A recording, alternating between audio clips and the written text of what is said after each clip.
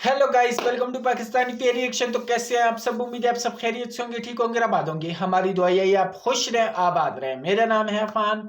आज हम एक बहुत बड़ी सच्चाई का पर्दाफाश करने लगे हैं, जो हमें बचपन से पढ़ाया जाता है कि पाकिस्तान जो है ना जंग जीत चुका है, जंग ये हो चुका है, वो हो चुका है। वो सब झूठ है।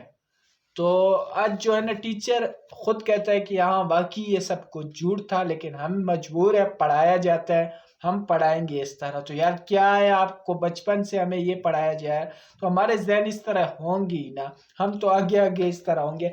तो बिना किसी देरी के काउंट करते हैं 3 2 1 एंड स्टार्ट। 1965 का भारत पाक युद्ध, जो कि भारत में पढ़ाया जाता है कि ये युद्ध भारत जीता था, जबकि पाकिस्तान की किताबों में ये लिखा है कि ये वॉर वो जीते थे।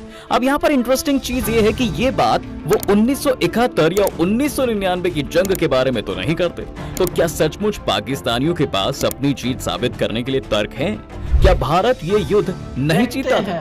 आइए जानने की कोशिश करते हैं आज के इस वीडियो में, तो अंत तक बने रहिएगा हमारे साथ। देखिए दोस्तों, अगर हम ये कहें कि 1965 के युद्ध को लेकर कोई विवाद नहीं है तो ये बात सच नहीं होगी, लेकिन इसमें भी दो स्कूल ऑफ थॉट्स आते हैं। पहला स्कूल ऑफ थॉट पाकिस्तानियों का है, जो मानते हैं कि भारत ने लाहौर पर अटैक करने के बाद भी कोई जमीन अपने कब्जे में नहीं की और आखिर में हमें सीज फायर को मानना पड़ा। इसके अलावा भी पाकिस्तानियों ने कई सारे ख्याली पुलाव पकाए हैं। पर अब एक दूसरे स्कूल ऑफ थॉट की तरफ नजर डालते हैं, जो एक दूसरा सवाल पूछ रहा है, और वो सवाल ये है कि बात तो ये तय है कि पाकिस्तान इस वॉर को नहीं जीता, पर क्या हम ये कह सकते हैं कि भारत जीता था?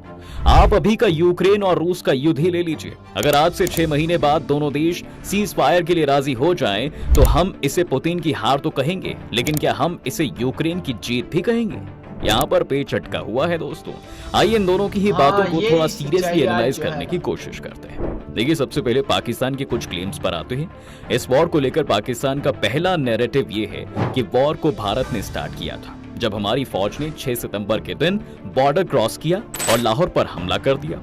पर ये सच नहीं है, क्योंकि इससे एक महीने पहले 5 अगस्त के दिन पाकिस्तान ने कश्मीर में अपने फाइटर्स ऑलरेडी भेज दिए थे और इसे उन्होंने ऑपरेशन गिब्राल्टर का नाम दिया था। पाकिस्तानियों का दूसरा क्लेम ये है कि ऑपरेशन गिब्राल्टर एक सक्सेसफुल ऑपरेशन था, और ये भी एक झूठ है, क्योंकि गिब्राल्टर के फेलियर पर काफी डॉक्यूमेंटेड एविडेंस अवेलेबल है। और साथ ही गिब्राल्टर का फेलियर ही वो कारण था कि पाकिस्तान को ऑपरेशन ग्रैंड स्लैम लॉन्च करना पड़ा था, जिसमें उन्होंने 1 सितंबर के दिन जम्मू के इलाके पर हमला किया था और इसने इंडियन आर्मी को बॉर्डर पार करने के लिए मजबूर कर दिया।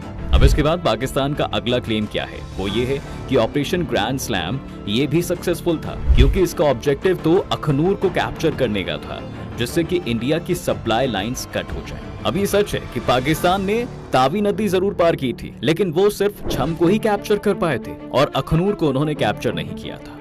इसके बाद पाकिस्तान का अगला क्लेम ये है कि उन्होंने खेमकरण की जंग को जीत लिया था, और इसके लिए वो एक पाकिस्तानी जनरल की फोटो भी दिखाते हैं, जो कि एक ट्रेन स्टेशन पर खड़ा है। लेकिन पाकिस्तान यहाँ क्या अचीव करना चाहता था? पाकिस्तान का मकसद था कि अमृतसर से दिल्ली की सप्लाई लाइंस को कट किया जाए, जो वो नहीं कर सका। और इसके साथ साथ असल उत्तर की जंग में उन्होंने अपने 90 टैंक्स भी गवा दिए थे। अगर पाकिस्तान को लगता है कि उन्होंने जंग जीत ली थी, तो फिर क्यों उन्होंने 23 सितंबर के दिन सीज फायर के लिए अग्री कर दिया, वो भी बिना कश्मीर के लिए, जबकि उनका पूरा ऑपरेशन ही कश्मीर को कैप्चर करने का था? दरअसल सच तो ये है दोस्तों कि इस जंग के सिर्फ 2 हफ्ते बाद ही पाकिस्तान में आर्टिलरी शेल्स की कमी होनी शुरू हो गई थी और उनकी एयरफोर्स को भी कई तरह की लॉजिस्टिकल प्रॉब्लम्स आ रही थी। खुद जनरल आयूब खान, जो उस वक्त पाकिस्तान के हेड थे, उन्होंने भी अपने मेमोइर्स में 1962 की जंग का ज्यादा जिक्र नहीं किया है, जबकि अगर पाकिस्तान ये जंग जीता होता तो फिर तो काफी ज्यादा बोस्टफुली वो इसके बारे में लिखते। इसके अलावा आयूब खान की पर्सनल डायरीज, जो उन्हें लगा होगा कि कभी पब्लिश नहीं की जाएंगी, वो एक अलग ही कहानी कहती हैं। उनमें ये साफ दर्ज है कि उनके एडवाइजर्स और जुल्फिकार अली भुट्टो ने उन्हें अश्योर किया था कि जंग कश्मीर तक ही सीमित रहेगी और भारत कभी भी इंटरनेशनल बॉर्डर क्रॉस नहीं करेगा। अब इसके साथ साथ जब 6 सितंबर को भारत का हमला हुआ, तब 1/4 पाकिस्तान आर्मी छुट्टी पर थी। इसके अलावा नेवी और एयरफोर्स से भी कंसल्ट नहीं किया गया था, जिस वजह से वो भी काफी अनप्रिपेयर्ड ही थे। अब आते हैं 6 सितंबर पर, जिसे पाकिस्तान में डिफेंस ऑफ पाकिस्तान डे के तौर पर मनाया जाता है। ये सच है दोस्तों कि भारत ने जब लाहौर पर हमला किया था, तो पाकिस्तान की इन्फेंट्री और एयरफोर्स ने वहां पर भारत के सामने बड़ी बहादुरी से लड़ाई की थी, और इसकी वजह से हमारी फोर्सेस को चविंदा की तरफ से जाकर सियालकोट बालाकोट को थ्रेटन करना पड़ा था और वहां पर भी उनकी आर्मर डिवीजन और एयरफोर्स ने खुद को अच्छे से डिफेंड किया था, जिस वजह से इसे एक ड्रॉ माना जाता है। क्योंकि काफी मिलिट्री हिस्टोरियंस और पंजाब के पूर्व मुख्यमंत्री कैप्टन अमरिंदर सिंह ने भी ये कहा है कि भारत का मकसद लाहौर को कैप्चर करना नहीं था, क्योंकि अगर हम लाहौर कैप्चर कर भी लेते तो वहाँ पर हमें अपनी पोजीशन को बरकरार रखने के लिए और ज्यादा ट्रूप्स की जरूरत पड़ती। जबकि सच तो ये है कि लाहौर पर अटैक करके इंडियन आर्मी पाकिस्तान के रिसोर्सेज को दो जगह डिवाइड करना चाहती थी, ताकि वो अखनूर और लाहौर दोनों ही फ्रंट में एक साथ कोई बड़ा असॉल्ट ना कर पाएं। इसके बाद पाकिस्तान की एक और स्टोरी है जो प्रोपेगेंडा की तरफ फैलाई जाती है, और वो है उनके स्क्वाड्रन लीडर मोहम्मद महमूद आलम की कहानी, जो दावा करते हैं कि उन्होंने सिर्फ 30 सेकंड के अंदर भारतीय एयरफोर्स के 5 हंटर जेट्स को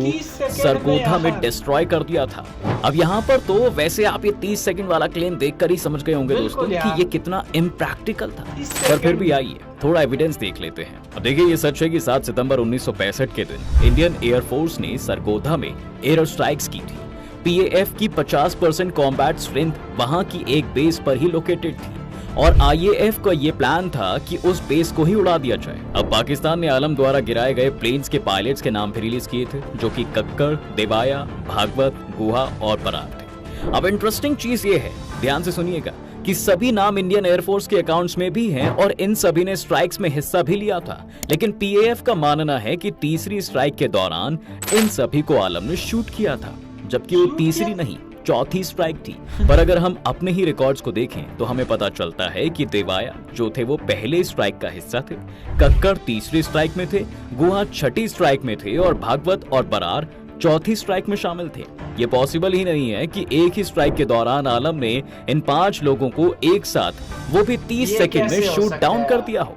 आलम की कहानी को दोस्तों पाकिस्तान में इसलिए भी सुनाया जाता है क्योंकि ईस्ट पाकिस्तानी थे, और ईस्ट पाकिस्तान जब बांग्लादेश बन गया था तो उनका परिवार वेस्ट पाकिस्तान आ गया, जिस वजह से आलम की इमेज एक ईस्ट पाकिस्तानी देशभक्त की ही थी। तो पाकिस्तान के जो दावे इस वॉर के बारे में हैं, उन्हें तो ध्वस्त करना आसान है, पर अब आता है मुश्किल सवाल, क्या भारत ये युद्ध जीता था? अब आप चाहें तो यहाँ पर ये दिखा सकते हैं कि किस ओर से कितने सैनिक मरे, किसने कितने टैंक्स को मार गिराया, लेकिन उससे कुछ होने वाला है नहीं।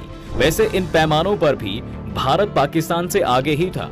हमने पाकिस्तान से कई गुना ज्यादा लैंड भी कैप्चर किया था, लेकिन फिर भी भारत की तरफ से बहुत ऑब्वियस टैक्टिकल मिस्टेक और मिलिट्री की सीनियर लीडरशिप का कोलैप्स देखा गया था, और इससे इंडियन हिस्टोरियंस भी एग्री करते हैं। लेकिन जहां तक जंग जीतने की बात है तो वहां पर ओपिनियन बटा हुआ है, क्योंकि दरअसल भारत का तो इस वॉर में कोई स्टेक ही नहीं था। हमने ये वॉर शुरू ही नहीं की थी। दोनों ही देशों ने सीज फायर पर साइन किया है, तो इसे चाहे आप एक स्टेलमेट, एक ड्रॉ माने, चाहे भारत की जीत माने, ये इस बात पर डिपेंड करता है कि आप इस वॉर को किस पर्सपेक्टिव से देखते हैं। लेकिन पाकिस्तान में कुछ लोग ये क्लेम करते हैं कि अगर सीज फायर ना हुआ होता तो पाकिस्तान ये जंग जीत जाता। ये दावा बिल्कुल गलत है। यूएस के फेडरल रिसर्च डिवीजन ने इस वॉर के अपने एनालिसिस में लिखा है कि अगर ये वॉर आगे चलती तो पाकिस्तान का हारना लगभग तय था। इसके अलावा आरिफ जमाल, जिन्होंने शैडो वॉर्स के नाम से किताब लिखी है, उन्होंने टेरिटरी का हवाला देते हुए कहा है कि जहां भारत ने पाकिस्तान का 740 स्क्वायर माइल्स का एरिया अपने कब्जे में किया था, वहीं पाकिस्तान के गेम्स बस 210 स्क्वायर माइल्स के थे। जॉन के नाम के हिस्टोरियन, जिन्होंने इंडिया आ हिस्ट्री नाम से किताब लिखी है, उन्होंने कहा है कि दोनों ही साइड्स ने इस वॉर की विक्ट्री क्लेम की है, लेकिन भारत के पास खुशी मनाने के ज्यादा रीजंस तो थे। तो सभी लोग ये साफ साफ पॉइंट करते हैं कि पाकिस्तान किसी भी हालत में ये जंग नहीं जीतने वाला था। तो ये सिर्फ मुंगेरी लाल के सपने हैं। अब अगला सवाल आपसे है कि आप 1965 की वॉर को किस तरह देखते हैं? क्या आप इसे एक स्टेलमेट मानेंगे या आप इसे एक जीत के तौर पर देखते हैं? अपनी यार हमारे टीचर भी यही कहते हैं कि यार ये जो है ना जीत इंडिया की हो रही थी। अगर ये ना होता तो इंडिया वॉर जीत देता, और ये सारे अगर कह रहे हैं तो ये हमारे टीचर खुद भी यही कहते हैं कि यार ऐसा नहीं, ऐसा था। और दूसरा ये कि और जो है ना वो इस देश के हैं, इंडिया के हैं, ना पाकिस्तान देश के हैं, वो खुद कह रहे हैं कि इंडिया जीत जाता। तो यार पीछे क्या रह गया? हमें यही पढ़ाया जाता है कि यार इंडिया से हम ये ले लेते हैं, इंडिया में हम जो है ना जंगी जीते हैं, ये किया है, वो किया है। आज जो है ना हमें पता चल रहा है क्योंकि हमारे पास न्यू वो आ चुकी है। यार क्या है, हमें क्या कुछ पढ़ाया जाता है यार? इंडिया के खिलाफ हमें भड़काया गया, इंडिया के खिलाफ हमें ऐसी बातें की गई, हमारी मीडिया इस तरह बातें करती थी। लेकिन आज तो जदीद दौर है। आज को हम पता चल रहा है कि यार पाकिस्तान में और इंडिया में कितना फ़र्क है। उनके बच्चों से आप पूछ लें कि पाकिस्तान आपको क्या लगता है, कैसा मुल्क है, तो वो कहेंगे कि हमें पाकिस्तान के बारे में कुछ ऐसा जो है ना, जंग के बारे में नहीं मालूम। अच्छी बातें उनको पता है, लेकिन वो ये चाहते हैं कि हमें अपने आप का पता है कि यार हमने कैसे आगे बढ़ना है, आगे क्या कौन सी क्लासेस पढ़नी है, आगे क्या करना है। और हमारे पाकिस्तानियों में अगर बात की जाए, हमने तो जो है ना इंडिया को फतेह करना है, ये करना है, वो करना है। यार आप जो है ना जितने हो उतनी बात करो, जितनी तुम्हारी एज है इतनी जो है ना बातें करो। तो ये हमारे और इंडिया में आसमान ज़मीन का फ़र्क है। तो आपका क्या कहना है, कमेंट सेक्शन में ज़रूर बताएं। तो आज के लिए इतनी, तब तक के लिए अपना ख्याल रखिएगा।